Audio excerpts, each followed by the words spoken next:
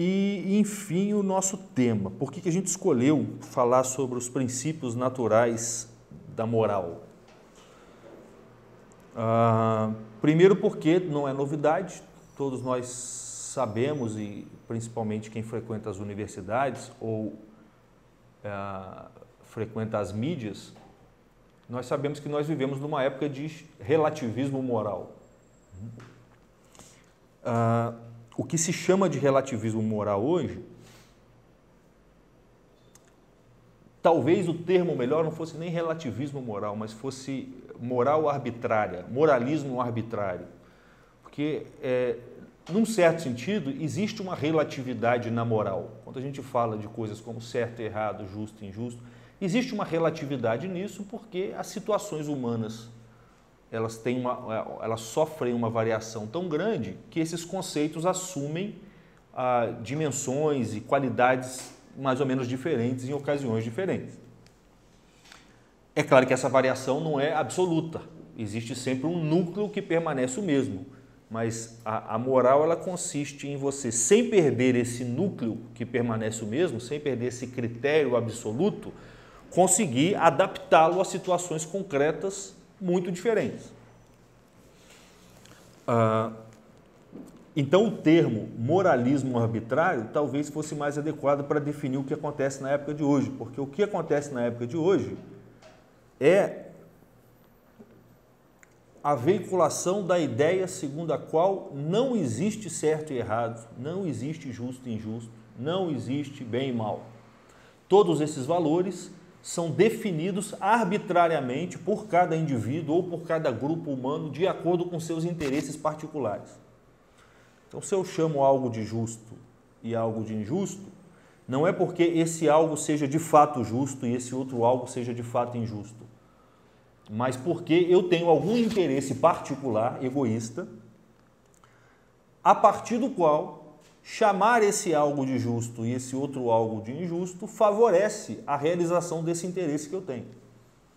Então, justo e injusto seriam simplesmente uma forma disfarçada de você falar, de você nomear aquelas coisas que são agradáveis para você ou úteis para você ou desagradáveis para você e inúteis para você.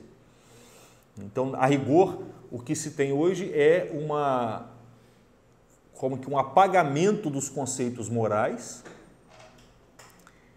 e uma exaltação dos conceitos puramente egóicos, que dizem respeito ao interesse individual de cada pessoa. Apesar de que mantém-se os nomes justo, injusto, certo e errado, bem e mal. Você mantém o nome, mas você preenche o conteúdo desse nome é trocado. Você passa a chamar de justiça aquilo que diz respeito ao seu interesse particular ou o interesse do seu grupo, do seu partido. Passa a chamar de injustiça aquilo que é contrário ao seu interesse particular, que é desagradável para você ou que é inútil para o grupo que você pertence ou para o seu partido. Quando você faz isso, mantendo os nomes justo e injusto, certo e errado, bem e mal, você dá uma certa aparência de legitimidade para esse empreendimento, para os seus interesses particulares. Então, é importante perceber isso, porque é uma espécie de trapaça linguística, pela qual você mantém nomes antigos que carregam ainda um ranço de legitimidade, de força, mas preenche o conteúdo desses nomes com objetos que, na verdade, dizem respeito a interesses particulares, que podem muito bem ser injustos, apesar de estarem sendo chamados de justos, e serem justos, apesar de estarem sendo chamados de injustos. Acho que todo mundo sabe do que eu estou falando, porque a gente vivencia isso o tempo inteiro. Você vê, por exemplo, alguém estava me contando ontem mesmo que um professor, na sala dos professores, estava comentando, horrorizado, achando um absurdo, o policial ter atirado naquele sujeito que queria botar fogo no ônibus, com dezenas de pessoas inocentes lá dentro, que estavam indo trabalhar, visitar seus pais ou sei lá o quê. E o sujeito ficou horrorizado e diante do horror que ele sentia, ele se expressava assim: podia ser o seu filho. Aquele sujeito que foi morto pelo policial, que estava tentando matar os outros, é claro que isso ele não falava. Não descrever a coisa corretamente é uma maneira de você não despertar o resquício de sentimento moral que ainda tem dentro de você. Então você não descreve direito. Você inverte a descrição e descreve a situação de um jeito que o sentimento moral se inverte. Então ele dizia, podia ser o seu filho aquele cara que foi morto. E eu conversava com esse professor e a gente pensava, mas será que ele não pensou que tinham 32 outras possibilidades de ter um filho seu lá dentro daquele ônibus? Então, até quantitativamente, a coisa é fácil de você equacionar, porque quantitativamente ela já te leva a fazer um juízo moral correto, sem levar em conta que aqueles que estavam lá dentro eram inocentes. Podiam ser 32 bandidos lá dentro, entendeu? E um só aquele que estava lá sequestrando os outros bandidos. Só quantitativamente já dava para você fazer essa diferença. Mas o fato é que todos lá eram inocentes. O sujeito não conseguia perceber isso. Evidentemente, sabendo ele ou não, existia por trás desse juízo dele uma descrição das coisas que parte da ideia de que na sociedade existem dois grupos, os ricos e os pobres. E que tudo na sociedade funciona segundo uma luta entre esses dois grupos. De modo que aquele sujeito, no final das contas, era um pobre que, não encontrando oportunidade na sociedade, sequestrou um ônibus que provavelmente estava cheio de ricos lá dentro e que, por conta disso, o que ele estava fazendo só é uma injustiça na visão dos ricos. Mas como os ricos já são ricos em virtude de uma injustiça que eles cometem contra os pobres, inclusive contra esse sujeito, aquilo que os ricos chamam de injustiça, na verdade, não é injustiça, é a justiça do ponto de vista daquele que foi injustiçado no início, que é o bandido. Deu para entender isso? Então, veja bem, se você descreve a situação de outro jeito, bom, é claro. E é por isso que a gente vê pessoas bem intencionadas, às vezes, fazendo juízos morais completamente equivocados e tortos, né? Isso não deixa a pessoa imune à responsabilidade do que ela está fazendo. Ela está errada e muito provavelmente isso vai pesar no juízo final, quando ela for julgada, porque ela não é uma criança. Uma criança ainda não é capaz de descrever a realidade corretamente. Mas um adulto, um professor universitário, ele tem obrigação, diante de fazer qualquer juízo desse tipo, tomar consciência de todos os elementos envolvidos, de estudar teoricamente para ver o que é uma sociedade realmente e tendo se esforçado o máximo para conceber as coisas como elas são e descrevê-las corretamente, fazer um juízo moral pelo menos razoável.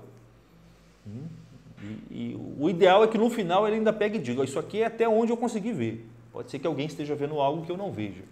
Essa é a maneira correta de fazer. Esse sujeito tinha a obrigação de fazer isso.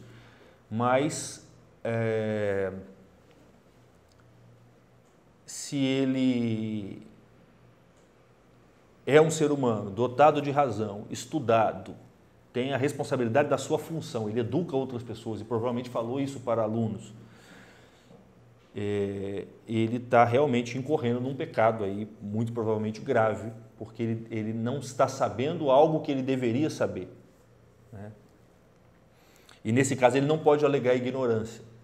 Essa ignorância é chamada de ignorância afetada, é uma ignorância que ela não elimina dele a culpa. Por quê? Porque ele está ignorando algo que ele deveria saber. Na condição, segundo a natureza dele, a posição social dele, etc. Então, isso para dizer que a escolha desse tema se dá em razão dessa confusão que nós temos hoje. E, no geral, quando nós que sabemos que existe o certo e o errado, o justo e o injusto, seja porque nós, no geral, acreditamos na revelação, que facilita muito isso para a gente, porque você já tem lá os mandamentos e uma série de preceitos que já sem que você precise pensar muito, ela já te diz, já te dá o caminho, ou seja porque a nossa inteligência, em razão da vida mais ou menos regrada que nós tentamos levar, a nossa inteligência está um pouco mais clara para perceber nas coisas o que realmente é certo e o que é errado, ou seja, porque nós fomos bem educados, né, e já fomos moldados segundo bons costumes que derivam de uma compreensão moral correta. Apesar de tudo isso, quando nós tentamos explicar para as pessoas qual é o fundamento desses valores morais que nós acreditamos serem verdadeiros e que nós usamos como pauta das nossas ações, muitas vezes nós fracassamos.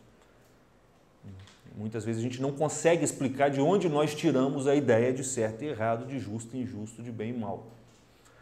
Isso é comum em sociedades que se degeneram, porque como essas coisas são fundamentais, e como, num certo sentido, elas são até um pouco óbvias, quando uma sociedade chega no ápice do seu desenvolvimento, todo mundo segue os padrões morais, mais ou menos, ou quem não segue, pelo menos sabe que está fazendo algo errado. A coisa ela é tão natural que não é mais necessário você fundamentar aquilo racionalmente. Você não tem mais essa necessidade. Você só precisa reproduzir isso. Você só precisa ensinar as pessoas que as coisas são assim. Mas você não precisa explicar para elas por que as coisas são assim, qual é o fundamento lógico, ontológico dessas ações ou desses critérios.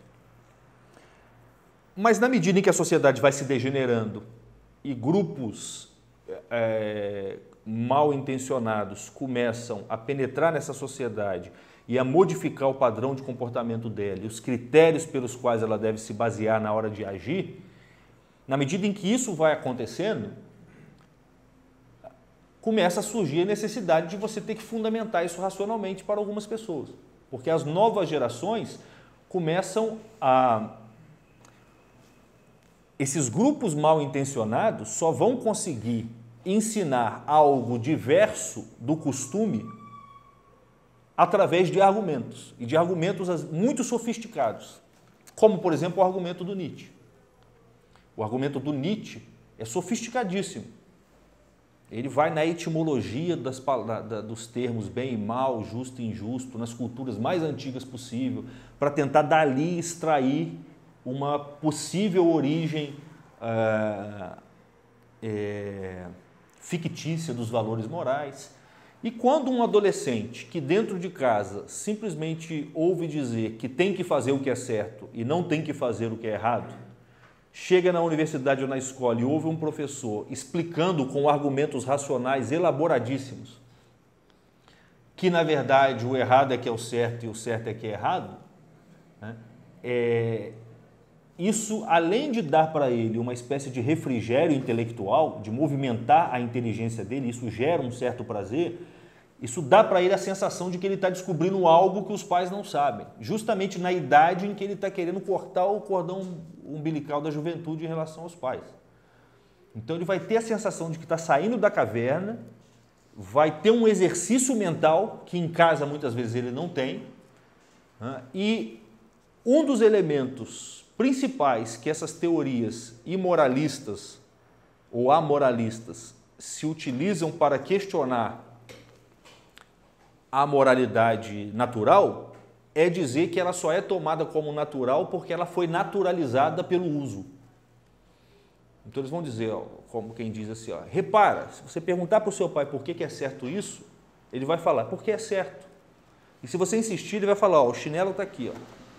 Ou você faz ou você não faz. Ele não vai te dar uma razão para aquilo. A única razão que existe para que aquilo ali seja tomado como certo ou como justo é porque as pessoas se acostumaram a fazer assim. O adolescente vai ver e vai parecer que é assim. Ele vai sentir que é assim. No certo sentido, ele vai ver que é assim porque o pai não vai saber fundamentar aquilo. E tendo o adolescente tido essa impressão de que as coisas realmente são assim, aí o professor vai começar a descrever para ele uma historinha de como foram criados esses valores lá no início dos tempos. Vai falar, não, é porque lá no início dos tempos, as classes dominantes tinham que encontrar uma maneira de manter os dominados no seu lugar. Então eles começaram a chamar de bom e de justo aqueles comportamentos mais mansos, mais obedientes. Então, disciplina é uma coisa boa, obediência é uma coisa boa, ajudar o outro é uma coisa boa. Tudo isso faz as pessoas se tornarem mansas e não questionarem o domínio dos mais fortes. Então veja como que a moralidade foi criada justamente para manter o domínio do mais forte sobre o mais fraco. E o professor explicando isso tudo racionalmente, pode ser tudo mentira, e no geral é. Né? Geralmente eles projetam no início da humanidade histórias que, se você for verificar mesmo, você não tem razão nenhuma para acreditar que aconteceu. E do outro lado você tem o pai repetindo que deve ser assim, deve ser assim, deve ser assim. E você tem a Bíblia, que a coisa está escrita de modo simbólico e não de modo racional, e não existe mais pessoas capazes de ter a chave para compreender o simbolismo da Bíblia. Então a própria Bíblia passa a ser vista como um livro que foi escrito somente para legitimar o poder dos poderosos sobre os mais fracos. No final das contas, a criança está contra o pai e está com a moralidade completamente pervertida e achando que saiu da caverna e que descobriu a verdade. Eu acho que todo mundo entende o que eu estou falando. É possível que isso tenha acontecido, inclusive, com alguns de vocês. Comigo aconteceu exatamente isso. Então, num certo sentido, os pais hoje têm que ter mais conhecimento do que os professores na escola. Porque o número de ideologias e o grau de sofisticação das ideologias que são ensinadas para as crianças e para os jovens nas escolas, nas universidades, é tão grande e é uma coisa intelectualmente tão embolada e tão difícil de você desfazer, que a única maneira possível é os pais hoje serem intelectuais, pelo menos o suficiente para que eles possam, juntando a autoridade natural que o pai tem, o amor natural que o filho tem pelo pai, e a capacidade intelectual superior dos professores, o adolescente e a criança entenda muito mais rapidamente que o pai está falando é a verdade, que o que o professor está falando é um bando de besteira. Então, curiosamente, eu não sei se infelizmente, mas pelo menos é mais trabalhoso, os pais hoje têm a obrigação de num certo sentido, estudar filosofia. Olha que coisa estranha. Que ponto a gente chegou, porque a filosofia, e é isso que a gente vai tentar explicar nessa palestra lá no foyer, ela foi um instrumento inventado, a dialética, que é a grande técnica da filosofia, ela foi inventada justamente no momento onde na Grécia imperava os chamados sofistas, que eram relativistas, e que eram pessoas dotadas de uma capacidade impressionante de convencer as pessoas das razões mais fracas. O lema do sofista é tornar forte aquela razão que é mais fraca.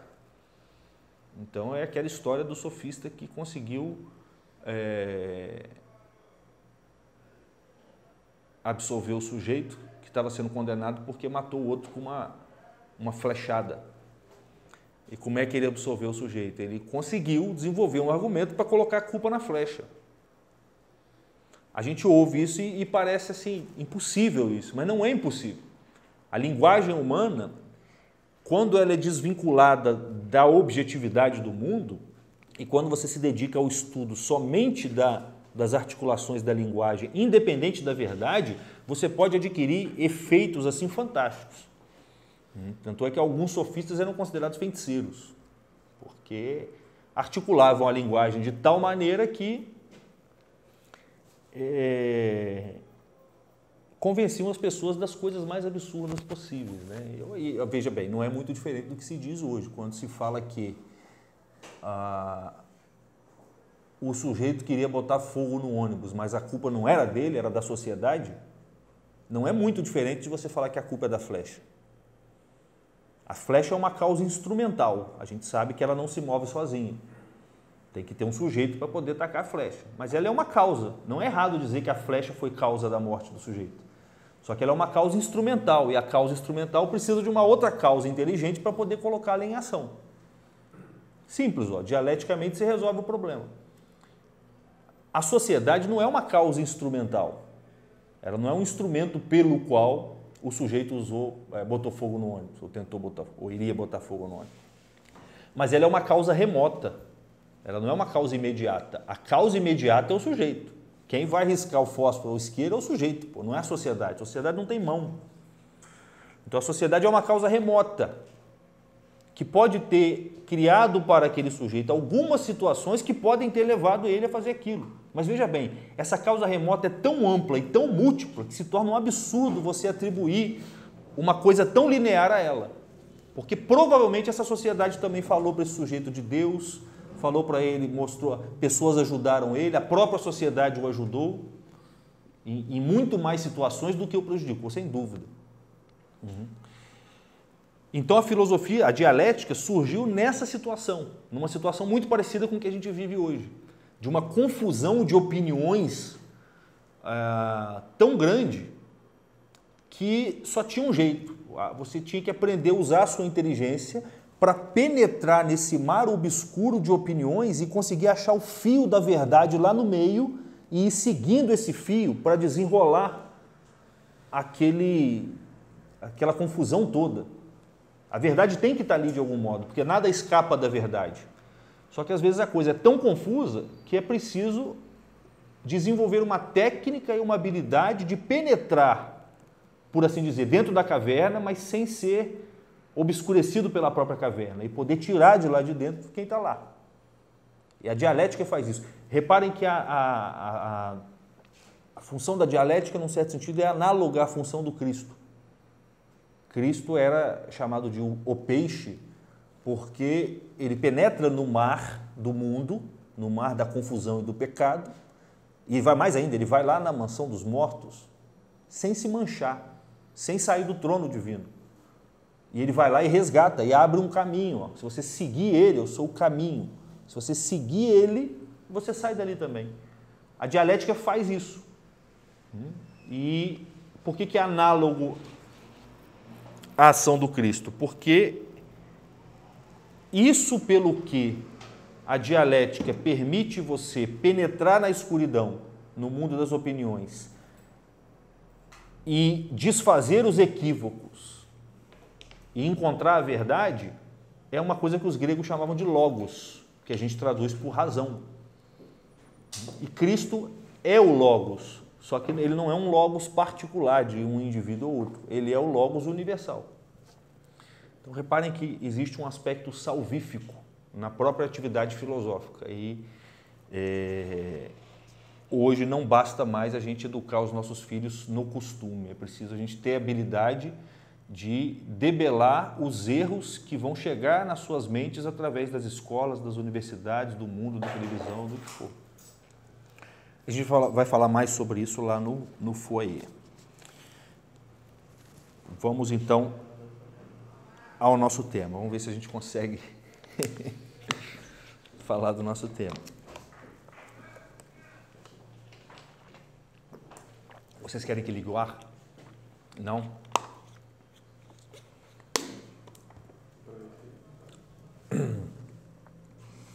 Bem,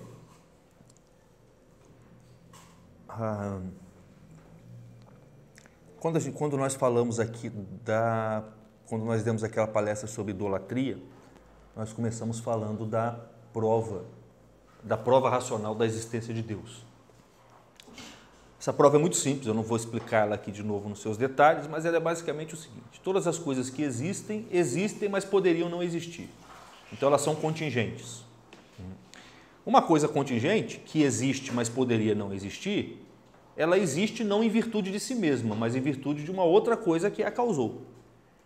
Se ela existisse em virtude de si mesma, ela seria necessária e não contingente. Certo? O fato é que todas as coisas na natureza são contingentes, existem em virtude de outra. Essa outra, como também é uma coisa da natureza, existe em virtude de outra. E você pode olhar para todo o universo, e todo o universo é um conjunto de coisas contingentes. Então, o próprio universo, a própria criação é contingente. Se você pensar na criação inteira, ela poderia não existir. Inclusive, o cristianismo disse que houve um momento, por assim dizer, onde ela não existiu e depois passou a existir. Se toda a criação é contingente, é evidente que para que ela exista, tenha que ter uma causa anterior a ela e que essa causa não seja por si mesmo contingente. Essa causa tem que ser necessária, ela não pode ter sido causada por nada. Porque se você for retroagindo na contingência, na causalidade, ou seja, se você conceber uma infinitude retroativa, ou seja, um passado que sempre se estende, de modo que sempre tem um antes, a cada começo que você imagina, você sempre pode conceber um antes a esse começo. Pensar isso, imaginar isso, é simplesmente negar a possibilidade de que as coisas existam. Porque se sempre existisse um antes, nunca teria começado nada. Dá para perceber isso, não dá? Então, se a totalidade das coisas são contingentes, e se elas, no entanto, existem, é porque teve algo que a causou. Esse algo que a causou tem que ser incausado, tem que ser necessário. Então, a existência dele e a essência dele são uma coisa só. Faz parte da essência dele existir. Ele existe porque ele é o que ele é. Diferente de nós. Nós existimos não porque nós somos o que somos, mas porque nós somos causados por outras coisas. Esse ser é Deus. Por que ele é Deus? Porque ele tem todos os atributos de Deus. Ele é uma causa incausada, ele não pode ser físico, porque todas as coisas físicas são contingentes, então ele tem que ser um ser metafísico, sobrenatural, espiritual. Ele tem que ser eterno, certo? Porque a temporalidade é simplesmente um outro nome da contingência, então ele tem que estar fora do tempo, nunca nasceu, nunca foi gerado, nem nunca vai deixar de existir. E num certo sentido, esse é o ponto que eu quero chegar, ele tem que ser inteligente. Por que ele tem que ser inteligente? Ele tem que ser inteligente pelo simples fato de que o mais não pode vir do menos, do ponto de vista qualitativo. Do ponto de vista qualitativo, o mais não pode vir do menos. Eu não posso te dar algo que eu não tenho. Se eu não posso te dar algo que eu não tenho, é porque uma causa, ela tem que conter, de algum modo, o seu próprio efeito.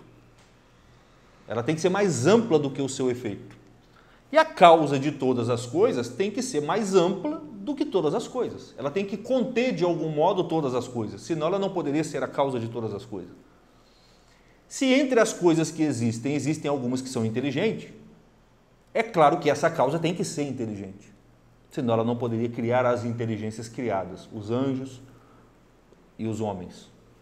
Então essa causa primeira é inteligente. Nada disso a gente precisa da revelação. Tudo isso a simples razão pode nos dizer.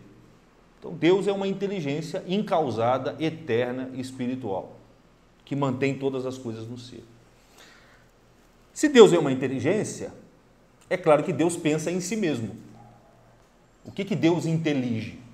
Antes de tudo, ele intelige a si mesmo. Ele entende a si mesmo. Ele tem consciência de si. Esse ato de Deus inteligir a si mesmo é, num certo sentido, o que a gente chama de verbo divino.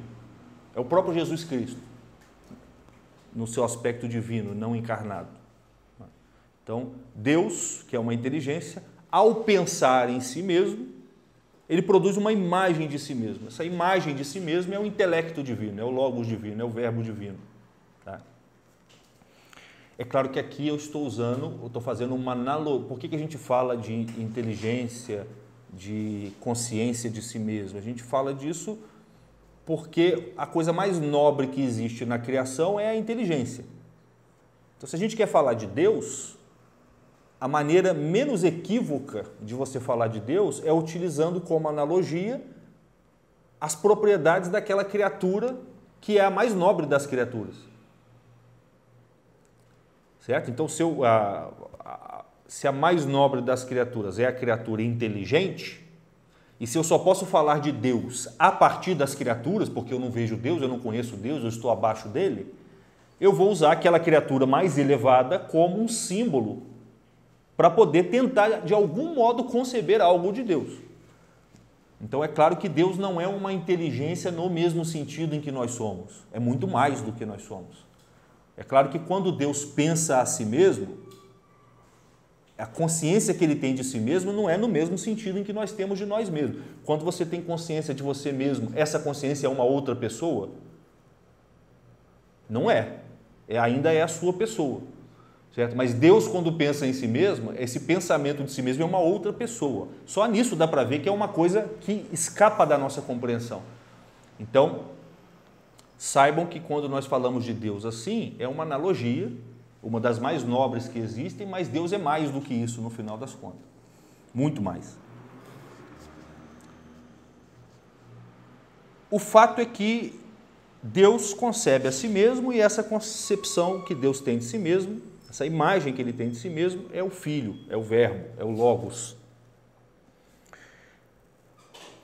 Só que, de onde vêm as criaturas? Como é que, da consciência que Deus tem de si mesmo, nós passamos para o mundo criado, o mundo das coisas que não são Deus?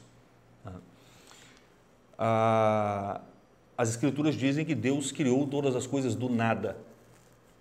Então a gente pode pegar esse nada aí e tentar, de uma maneira não muito rigorosa, mas mais ou menos simbólica e talvez um pouco dialética, tentar compreender esse processo a partir dessa ideia da criação do nada, a partir do nada. É claro que esse nada não é a matéria que Deus usou para fazer as coisas, certo? Porque se a matéria que Deus usou para fazer as coisas fosse o nada, não teriam coisas, pela própria razão do nada, que não é nada.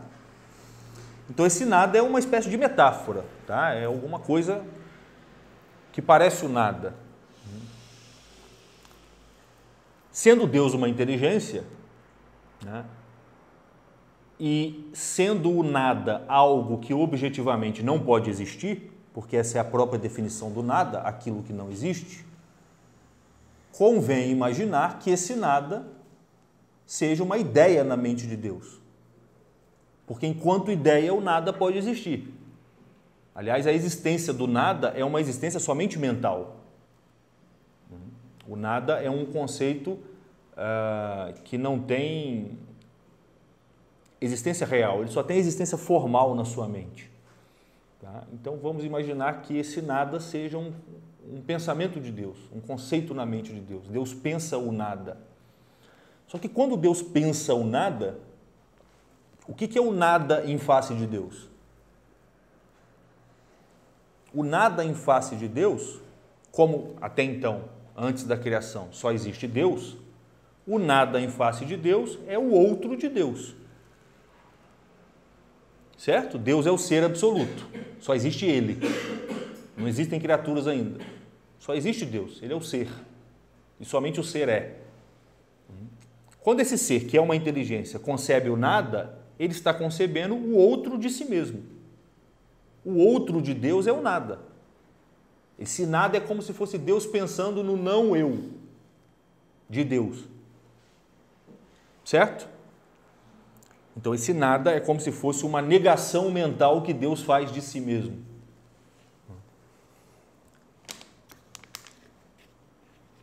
E num certo sentido, vamos fazer um esforço para acompanhar essa descrição que é mais ou menos simbólica. Quando Deus pensa esse nada, ele como que dá um segundo passo. E ele como que se concebe dentro desse nada. Então ele como que pensa, como eu seria se eu não fosse eu? Ou seja, como eu seria nesse nada, nesse outro que não sou eu? E quando ele pensa como ele seria se ele não fosse quem ele é, ou seja, quando ele pensa, quando ele tenta se conceber no nada que ele concebeu primeiro, ele concebe o conjunto das possibilidades de todos os seres que existem de fato na criação. Porque cada uma das coisas que existem é uma maneira de não ser Deus. Então, quando Deus se pensa dentro desse nada,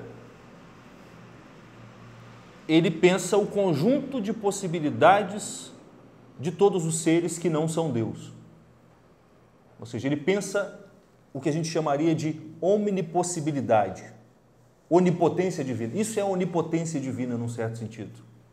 A onipotência divina é o conjunto de todas as possibilidades de existência. E o conjunto dessas possibilidades é pensado pelo Verbo divino ao pensar a si mesmo nesse nada que ele concebeu, nesse outro que ele concebeu.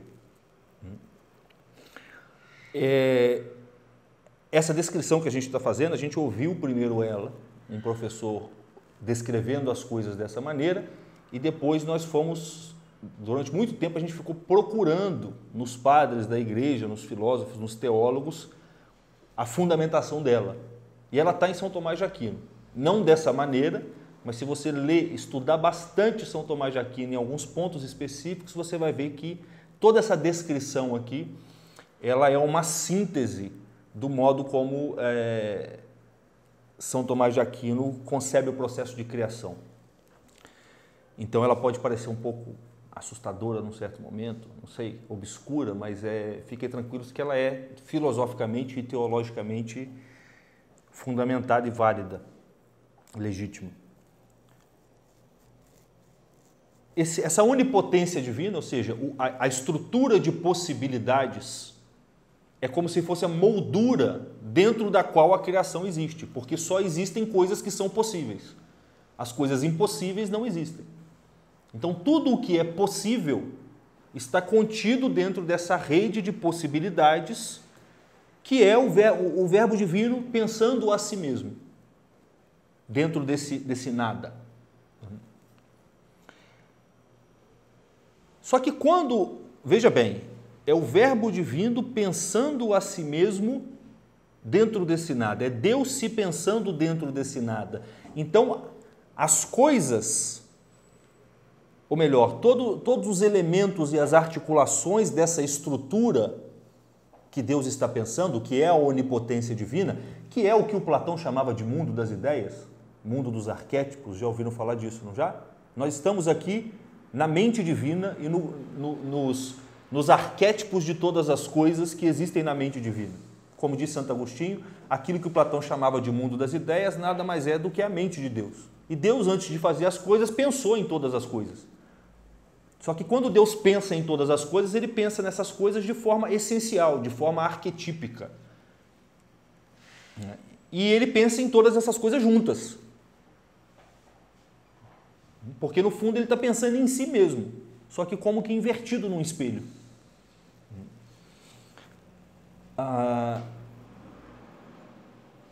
Essas coisas, num certo sentido, façam um esforço, me ajudem, elas são como que uma mistura de Deus e de nada. Elas têm algo de Deus, porque é o Deus se pensando a si mesmo, mas ela tem algo daquele nada, que foi a primeira coisa que Deus pensou ao projetar como que um outro em si mesmo, claro que na sua mente, porque fora de Deus não tem nenhum outro, só tem Ele. É claro que, num certo sentido, nós estamos em Deus.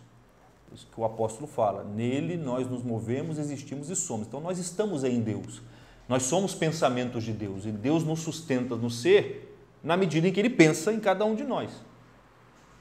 Isso dá a impressão de que tudo isso aqui é ilusão, como as nossas ideias são bolhas que começam e apagam, dá a impressão de que nós só somos pensamentos no sentido humano. Mas foi por isso que nós fizemos aquele alerta de que o pensamento de Deus é muito mais do que o pensamento humano. Então, como diz São Tomás, Deus pensa por meio de palavras e coisas. Então, as coisas são pensamentos divinos, mas elas não deixam de ser coisas por conta disso. É que o pensamento divino é muito elevado. Não é a nossa existência que é completamente vazia, como um pensamento humano, que vem, começa e passa. É o pensamento divino que é elevadíssimo ao ponto de ao pensar, produzir coisas. Certo? Está dando para entender isso?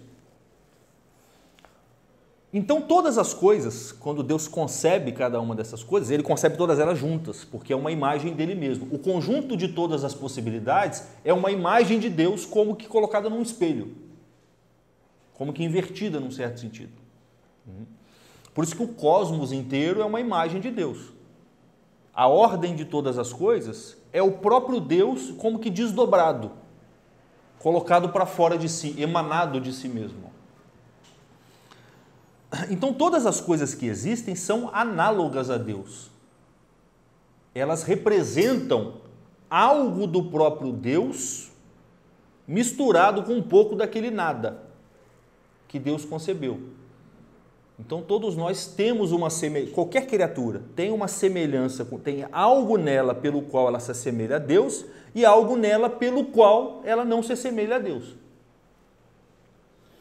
Esse algo pelo qual ela não se assemelha a Deus, esse algo que falta a ela, tem uma outra criatura que possui esse algo. E é por esse algo que essa outra criatura se assemelha a Deus. Certo? Sei lá, tem alguma coisa na borboleta que faz com que ela se assemelhe a Deus e que falta no ser humano. Certo? Mas juntando o ser humano, a borboleta, o rio, a montanha, o sol, a lua, e etc, etc, o conjunto de tudo isso é uma imagem perfeita do próprio Deus.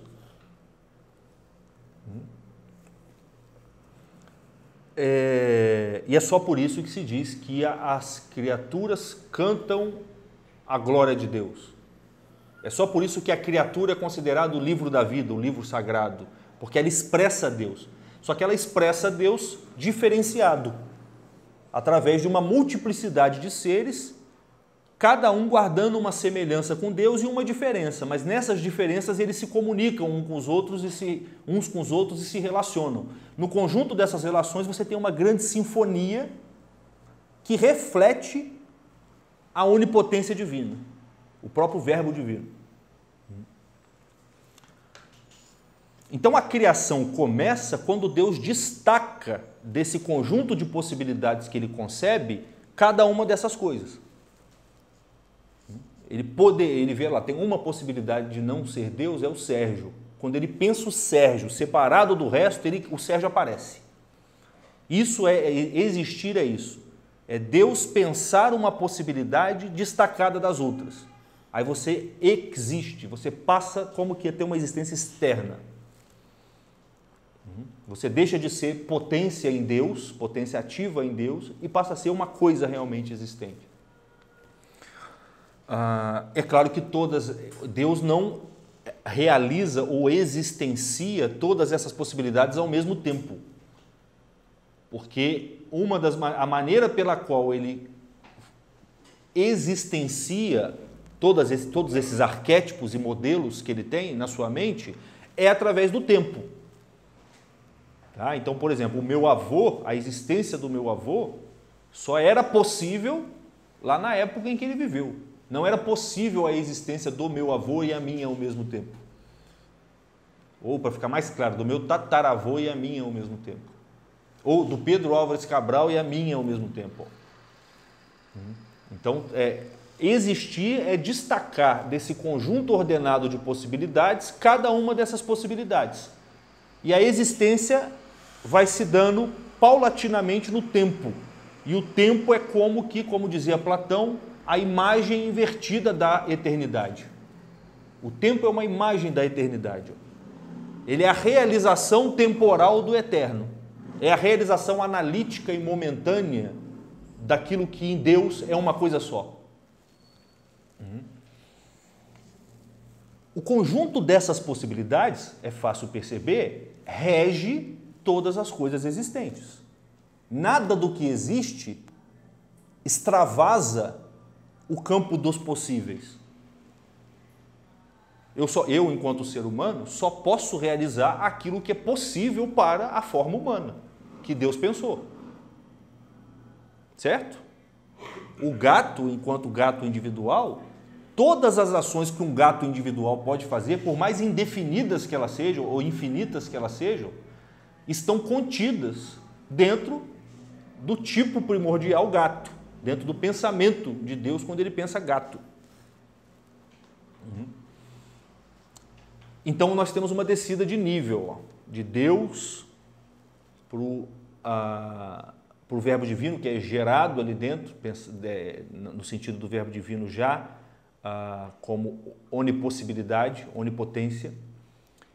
Do verbo divino para as criaturas você tem uma outra descida de nível. Então cada descida de nível está contida, cada nível inferior está contido no nível superior. E tudo isso está contido no Deus absoluto, perante o qual nós não somos nada.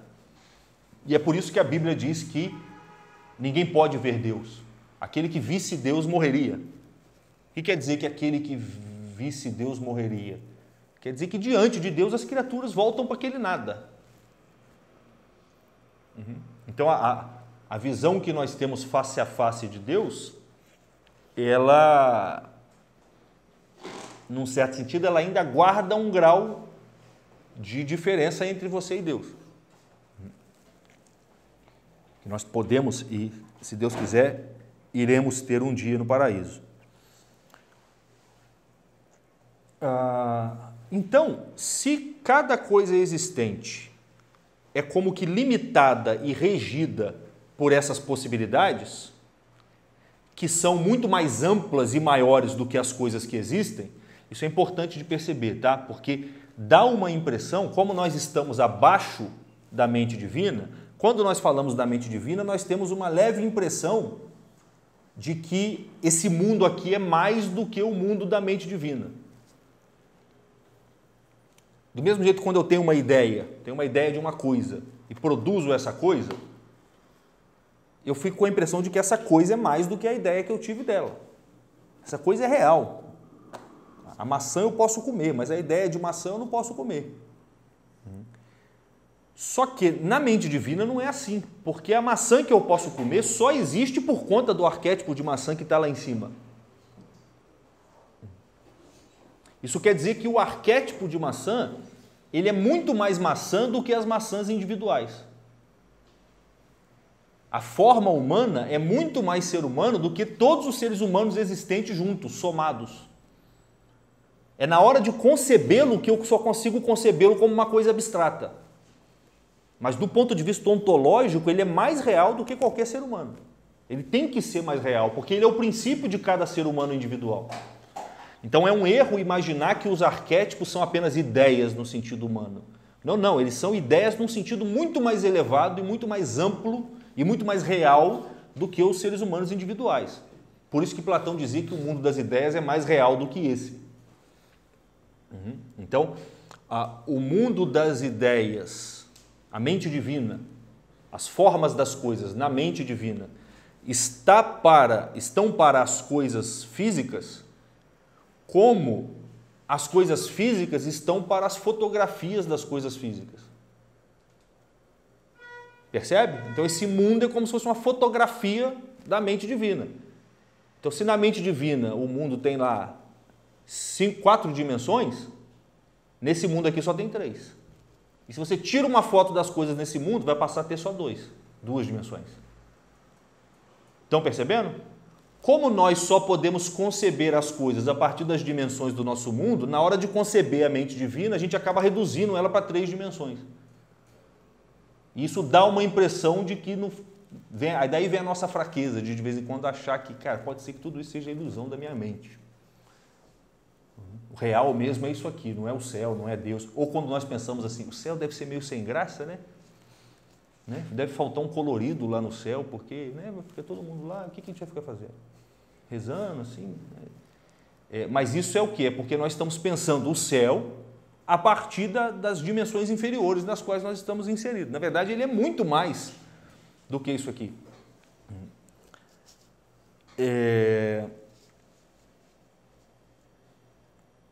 Então, todo o mundo das criaturas, e agora a gente vai chegar, se Deus quiser, na ideia de lei natural, que é a base da moral, todo o mundo das criaturas é regido por uma regra promulgada pelo próprio Deus. Deus é o grande legislador do mundo, porque antes de criar as coisas, ele pensou num esquema e numa estrutura dentro da qual essas coisas foram destacadas ao serem criadas. O conjunto das formas e dos arquétipos que regem e regulam todo o nosso universo, fazendo com que ele esteja sempre em ordem, e que por mais que ele tenha um grau de nada e de privação, essa privação nunca vence a ordem. O que mantém essa ordem sempre vigorando é o que nós chamamos de lei eterna. Lei eterna, com letra maiúscula, o L e o eterno. Então a lei eterna nada mais é do que a estrutura de possibilidades pensada por Deus antes de criar o mundo e pela qual o mundo criado se ordena e se regula. Veja só que isso é uma coisa completamente racional. Se não existisse isso, não existiria ciência. A ciência nada mais é do que você tentar encontrar essas razões eternas das coisas. No entanto, os cientistas são incapazes de aceitar esse raciocínio que a gente está fazendo. Porque eles só aceitam as informações que chegam pelos 5 sentidos. E esse raciocínio, esse objeto do qual nós estamos falando, só chega pela inteligência, e não pelos 5 sentidos. No entanto, depois que eles pegam os objetos através dos 5 sentidos, eles começam a raciocinar buscando por trás desses objetos aquelas leis eternas, as mesmas das quais nós estamos falando. Inclusive, eles tentam descrevê-las matematicamente, porque a matemática é uma linguagem tão ordenada que ela reflete muito bem esse mundo da mente divina. Então, veja, a ciência seria impossível sem algo que ela, pelos seus próprios meios, não pode alcançar jamais. Mas que se eles utilizassem somente a razão, eles poderiam perceber isso muito facilmente. Então, deu para entender o que é lei eterna? Pois bem, a lei eterna, ou qualquer lei, ela existe no sujeito de 2 modos. Ela pode existir no sujeito como algo existe na mente do legislador. Então, a lei eterna ela existe num primeiro sentido, mais nobre, mais ativo, na mente do próprio Deus. Mas ela também existe nos sujeitos sobre os quais ela recai. Então, todas as criaturas, por participarem de algum modo da lei eterna, também possuem de algum modo a lei eterna em si mesmo. Quando você pega uma forminha, enche de areia na praia, uma forminha lá de um cavalinho, e faz um cavalinho, a forma do cavalo existe primeiro naquela forminha, mas ela também existe naquela areia que agora tem a forma do cavalo. E é por isso que você pode apontar e perguntar para alguém o que é isso, e ela vai dizer, é um cavalo. Então, algo da forminha passou para o cavalo. Na verdade, a própria forminha é só uma participação na forma cavalo, porque quem fez a forminha viu primeiro um cavalo real.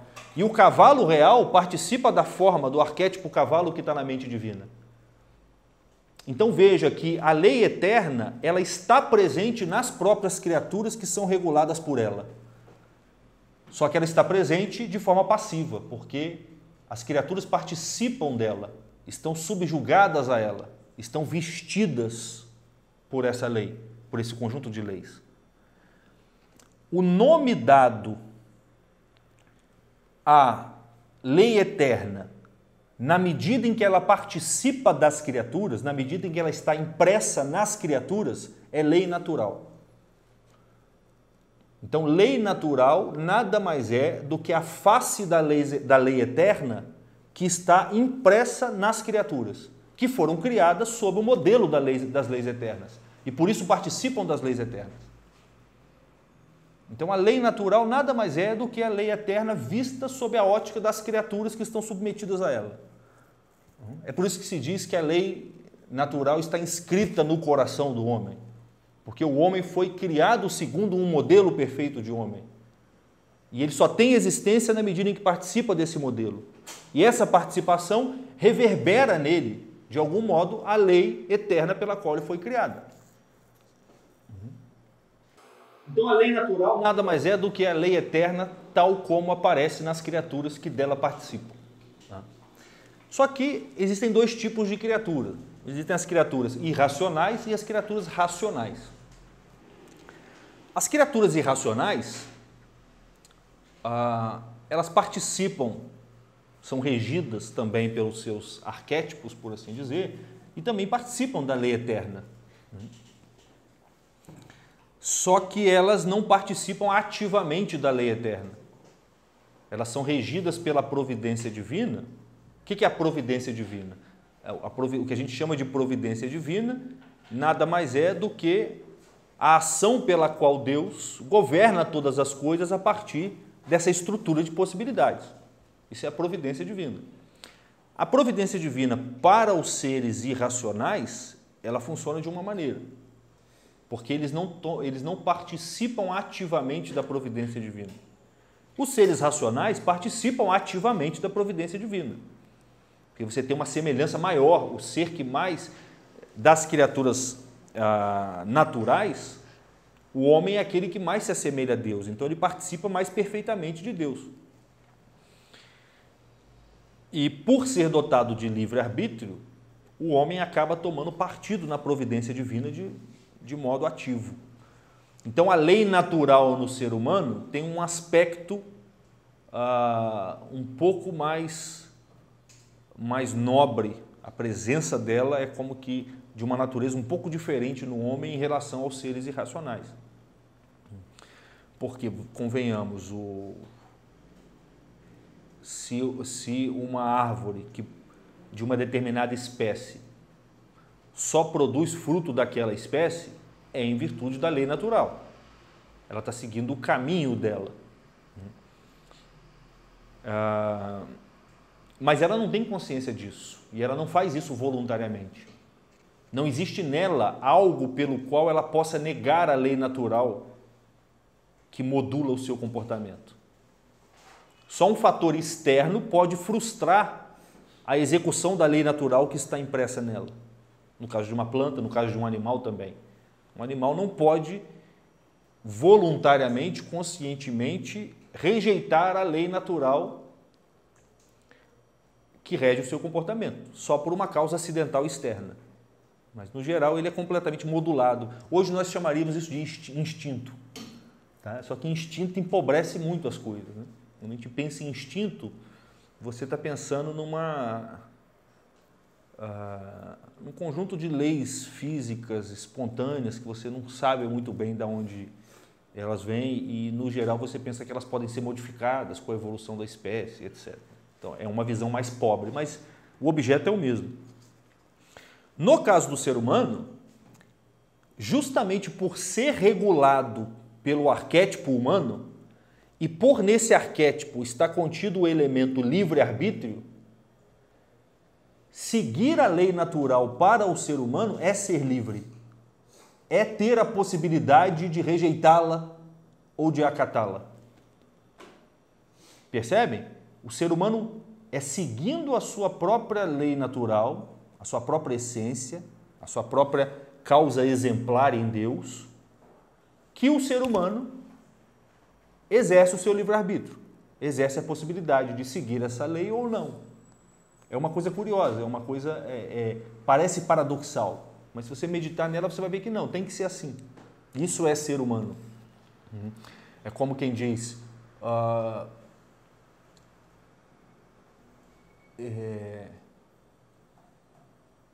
é como aquele velho problema, cabeludíssimo. Se Deus é onisciente, se ele sabe tudo o que acontece, o que vai acontecer, não é possível que o ser humano tenha livre-arbítrio. Parece que tem uma contradição entre a providência divina e o livre-arbítrio humano. Só que essa contradição começa a se dissipar quando você percebe um detalhe que às vezes escapa. O ser humano é obrigado a ter livre-arbítrio. Quem determina que o ser humano tenha livre-arbítrio não é ele. O ser humano pode escolher um monte de coisa, menos ser livre ou não, menos escolher ou não. Ele é obrigado a escolher. E é nesse ponto que a providência está agindo no ser humano e que Deus está acima do ser humano. Certo? Então, é quando o ser humano exerce a sua própria natureza que ele pode escolher seguir a lei natural ou não, embora essa escolha seja bem relativa. A gente vai ver que o ser humano, num certo sentido, ele sempre vai na direção do bem, mas ele tem uma certa autonomia para escolher os meios pelos quais ele chega a esse bem. E é nesse grau de autonomia que ele começa a errar.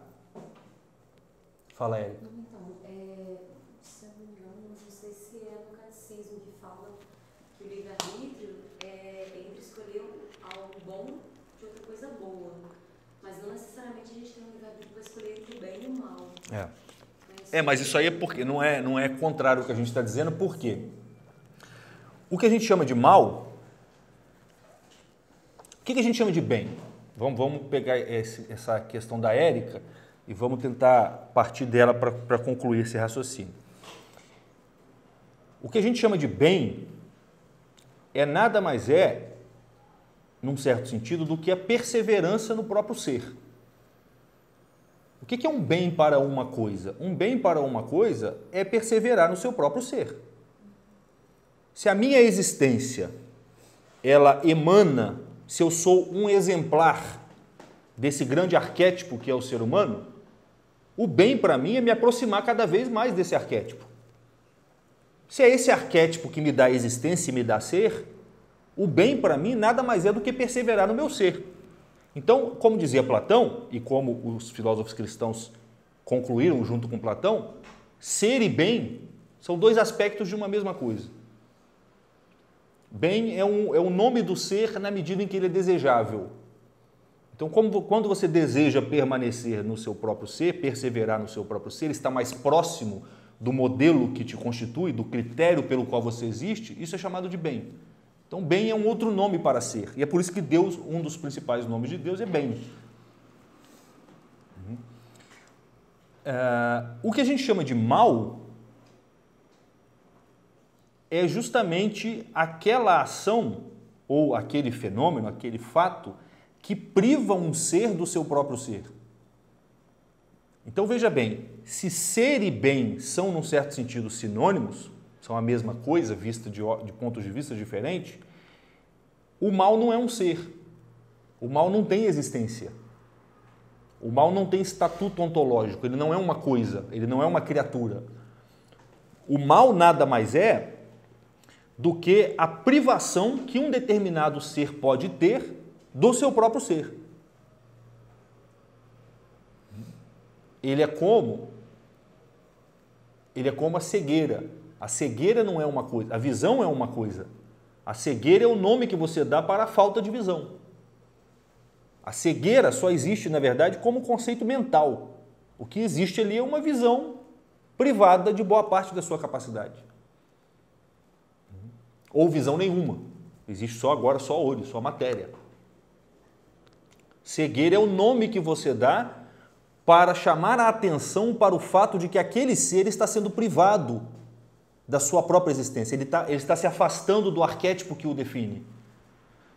E é por isso, num certo sentido, que quando algo está muito afastado do arquétipo que o define, mesmo antes dele estar completamente, mesmo antes dele romper totalmente com esse arquétipo, nós já dizemos que ele não é aquilo que ele é. Então, imaginem, por exemplo, uma aula que é tão ruim, mas que é tão ruim, ou um professor que é tão ruim que você pega e fala assim, você chama isso de professor? Isso não é um professor. Quando você diz isso, você está percebendo o quê? Que ele está privado da essência do que é ser professor. Não tem quase semelhança nenhuma entre ele e entre o arquétipo professor, por assim dizer, mestre. Então, você acaba dizendo que ele não é professor. Então, o ser humano, o que a gente chama de livre-arbítrio, vou chegar na questão do catecismo já. O que a gente chama de livre-arbítrio nada mais é do que uma potência, um aspecto de uma faculdade humana que a gente chama de vontade.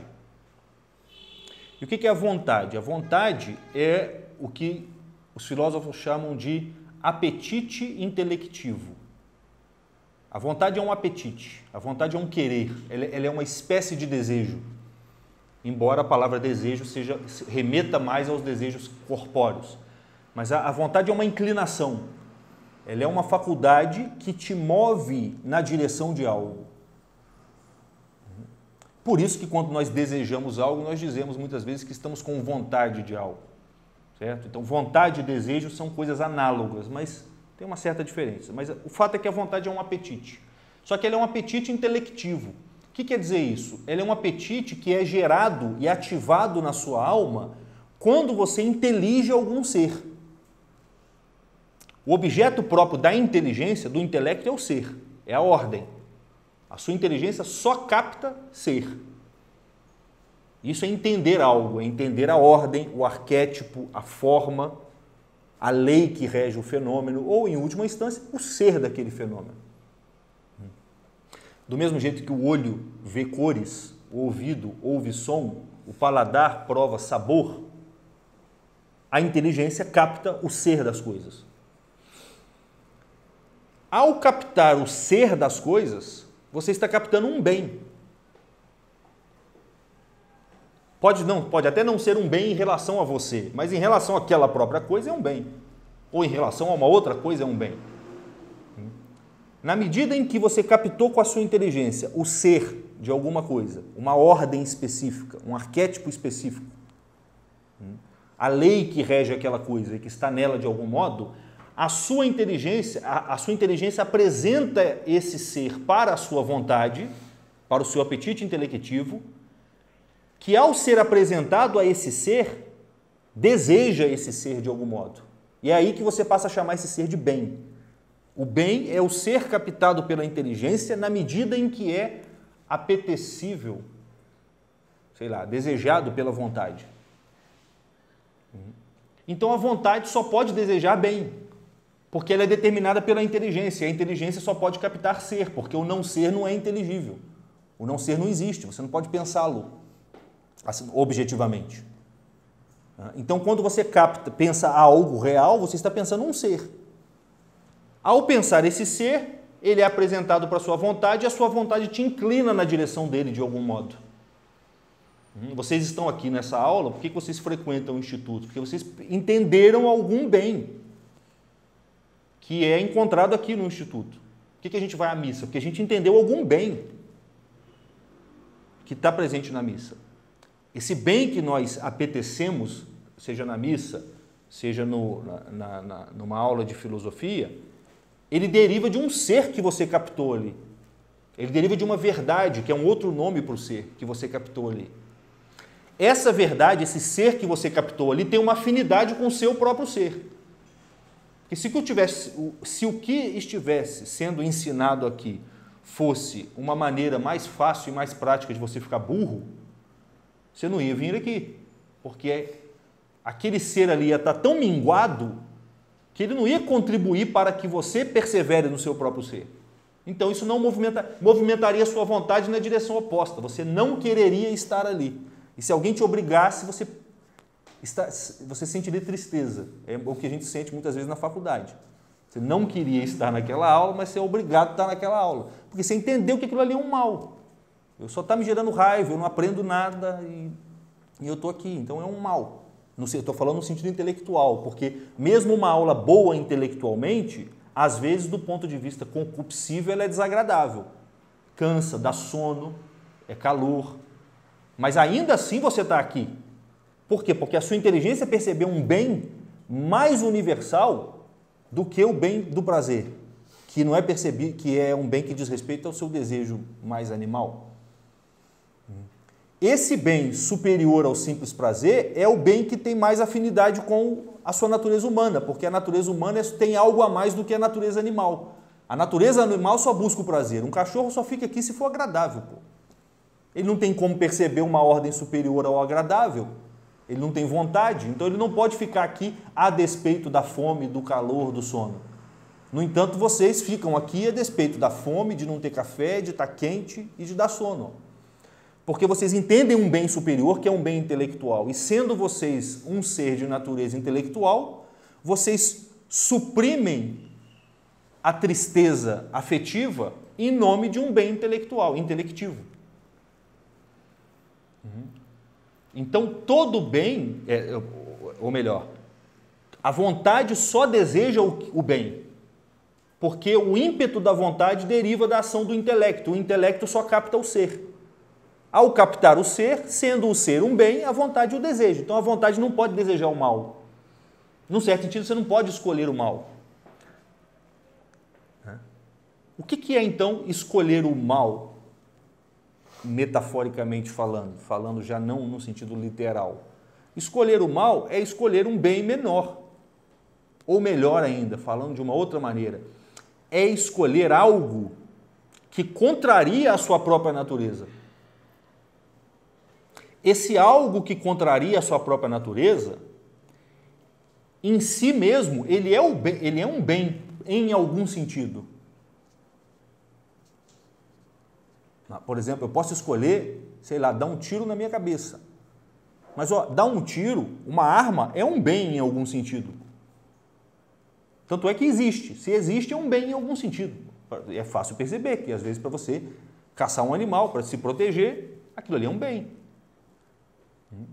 Só que quando eu pego essa arma e dou um tiro na minha cabeça, na minha própria cabeça, ou numa criança,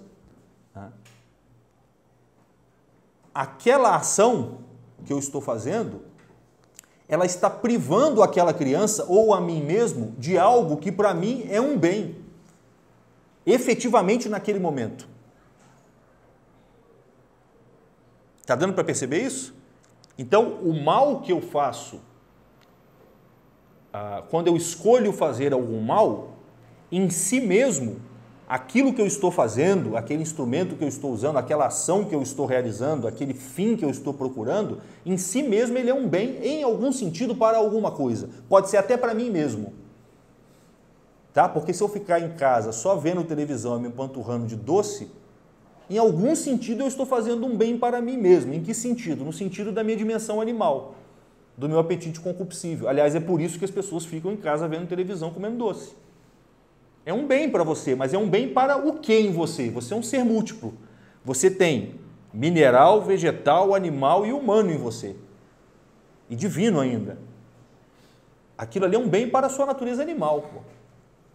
E um bem para a sua natureza animal, a partir de uma certa medida, se torna uma privação de um bem próprio da sua natureza humana.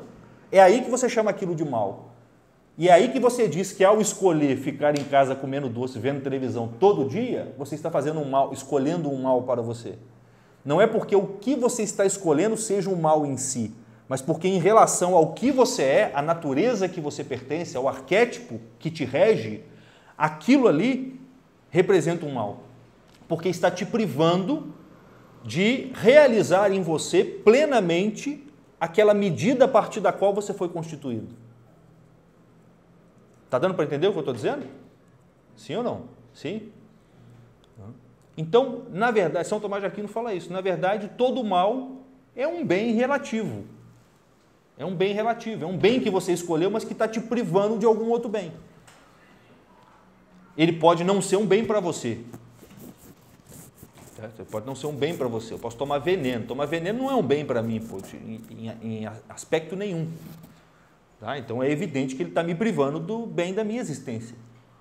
Tá? Mas o veneno, ele foi criado, pelo simples fato dele existir, vamos supor que ele seja um veneno, uma planta natural. Tá? Pelo simples fato dele existir, ele já é um bem. É que na articulação desse bem com a minha natureza não tem conveniência, tem inconveniência. Essa inconveniência é o que eu chamo de mal. Então, de onde nós tiramos os nossos valores morais, as nossas noções de bem e mal, certo e errado, justo e injusto? Nós tiramos da conveniência entre a nossa ação e o objeto da nossa ação. Se a minha ação promove o bem do objeto sobre o qual ela está recaindo, essa ação é boa. Dito de outro modo, se a minha ação aproxima o objeto sobre o qual eu estou agindo do seu arquétipo, da sua lei natural, da lei natural que o rege, ou seja, se a minha ação está em conformidade com a lei natural daquele objeto, que está em conformidade com a própria vontade divina, no final das contas, eu estou fazendo um bem. Se a minha ação está privando aquele objeto da sua própria lei natural, da sua própria existência, da sua própria realidade, eu estou fazendo um mal.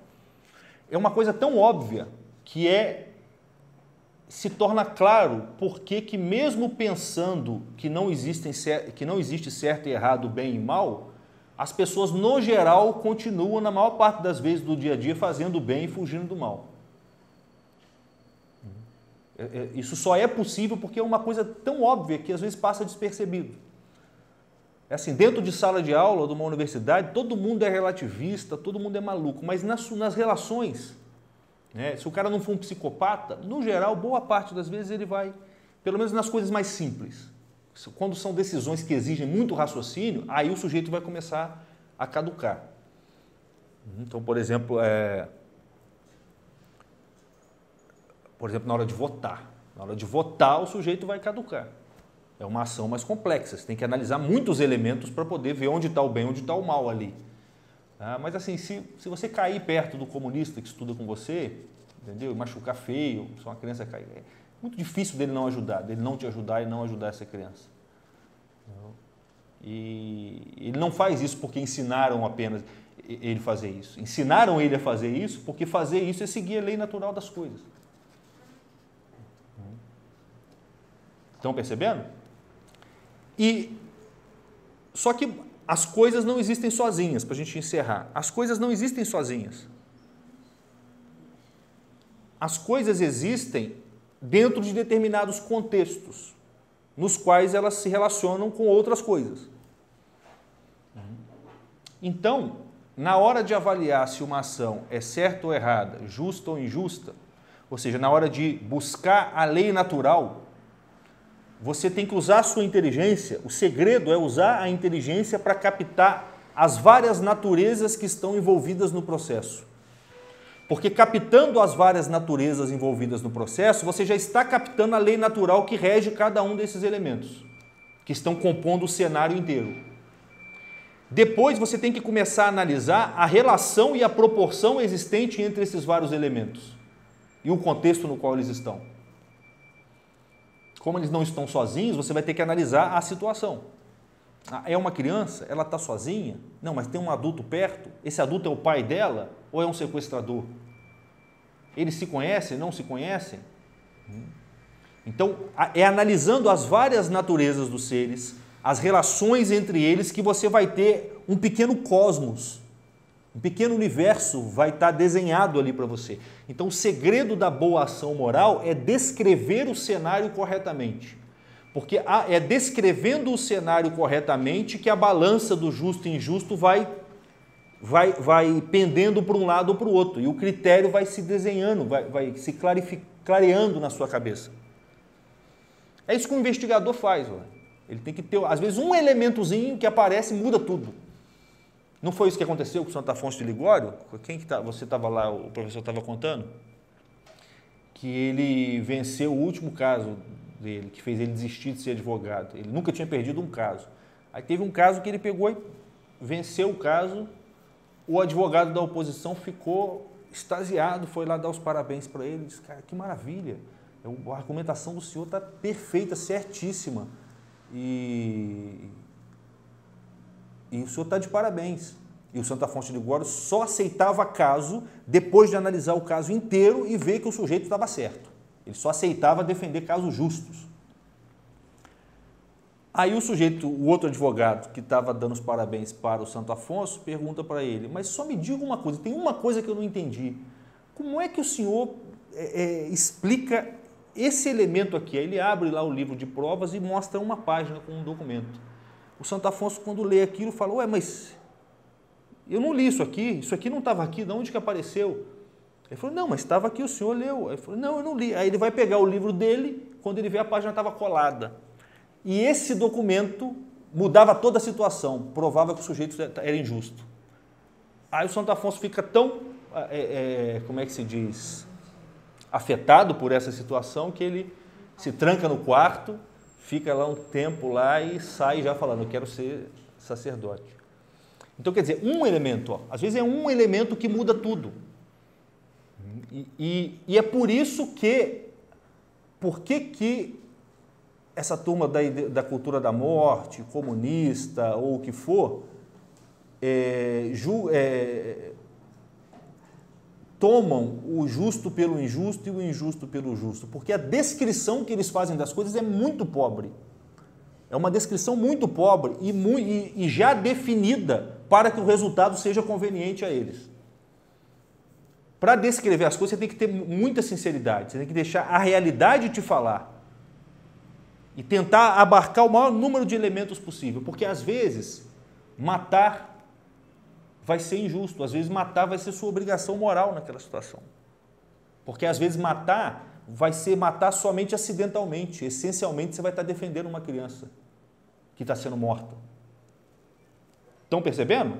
É isso que São Tomás diz quando ele fala que a dificuldade da moral está em você pegar princípios gerais e abstratos e aplicá-los a situações concretas.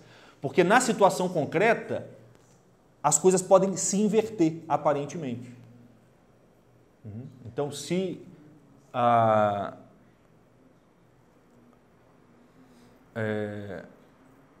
vamos supor, por exemplo, aqui dentro tem, vamos supor que aqui dentro tem um dinheiro que é do Augusto. O Augusto não está aqui hoje. Alguém aqui passa mal, a gente precisa comprar um remédio ali embaixo correndo e ninguém tem dinheiro, só tem o dinheiro do Augusto. Abstratamente, eu pegar o dinheiro do Augusto sem avisá-lo e sem autorização dele é roubo. Mas nesse caso, se eu não fizer isso, muito provavelmente o Augusto vai me condenar de injusto. Vai dizer que eu agi mal. Porque a situação está desenhada de tal modo que se torna minha obrigação moral pegar o dinheiro, ir lá comprar o remédio e nem me preocupar com o que o Augusto vai achar. E se ele achar ruim, é ele que vai estar agindo de forma imoral. É claro que depois eu tenho que devolver o dinheiro para ele. Melhor ainda se a pessoa que estiver doente, depois de curada, devolver o dinheiro para ele. Então, veja bem, para a gente finalizar, o mundo é regido por uma lei eterna. Essa lei eterna se projeta nas criaturas e bota o mundo inteiro numa ordem. Existe uma ordem, um cosmos. Tudo está em equilíbrio. Quando você age contrariando a natureza das coisas, contrariando a lei natural, você coloca um coeficiente de desequilíbrio no mundo. O mundo fica um pouco desordenado. E é isso que é pecado, causar desordem. Você desordenou o mundo. E dentro de você tem uma balança que te dá um sinal de que você deixou um rastro de desordem no mundo. Quando você faz uma ação justa, tá? Mesmo quando não precisa, mesmo que não seja para corrigir uma desordem, né? Pode ser uma caridade, pode ser um ato assim, eu não tem nenhuma injustiça aqui, eu só vou melhorar isso. Você tem a sensação de que você está aumentando a ordem do mundo. E com isso, você, enquanto ser humano, está se aproximando cada vez mais do arquétipo sobre o qual você foi feito. Porque ser humano é isso, é agir deliberadamente segundo o que o intelecto percebe como sendo um bem. E contrariamente ao que o intelecto percebe como sendo um mal, ou um bem inferior, não apropriado e não conveniente. Então, tudo é uma questão de ajustar a sua ação às coisas, ajustar as coisas umas às outras, e é por isso que nós usamos o mesmo termo justo para falar das ações morais e para designar a apropriação, por exemplo, de uma roupa com um corpo. O que é uma roupa justa? Uma roupa justa, ao contrário do que muita gente pensa, não é uma roupa apertada. É uma roupa justa, certo? Que se molda corretamente, sem violentar a natureza daquele corpo. E você pode violentar essa natureza como que de dois modos. Tem dois modos de uma roupa estar injusta. Muito apertada ou muito larga. Muito larga você tropeça nela e cai. Muito apertada ela te machuca. Nos dois casos você está violando aquele corpo. A roupa justa é adequada. Ela não viola, ela se enquadra, ela aperfeiçoa. Isso vale tanto para o aspecto, vamos dizer assim, elástico da roupa, quanto para o aspecto mais estético também.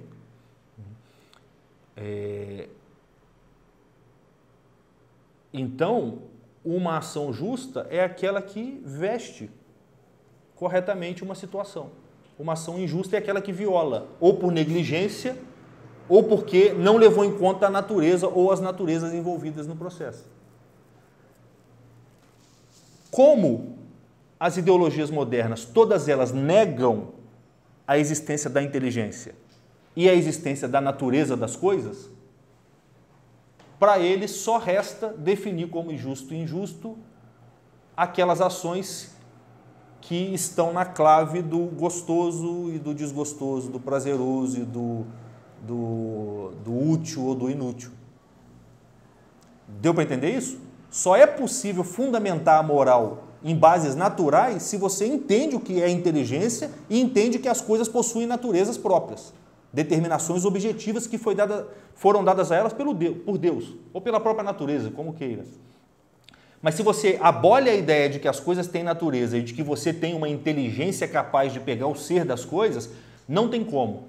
Os conceitos morais vão permanecer na sua memória como palavras mas você vai preenchê-los com as únicas potências que sobraram na sua alma, que são as potências concupiscíveis e as potências irascíveis. O gostoso e o desgostoso, o útil e o inútil, o fácil e o difícil. E comunismo pensa assim, ideologia de gênero está baseada nisso, e todas essas ideologias que nós conhecemos se enraizam em concepções mais ou menos como essa. Deu para entender?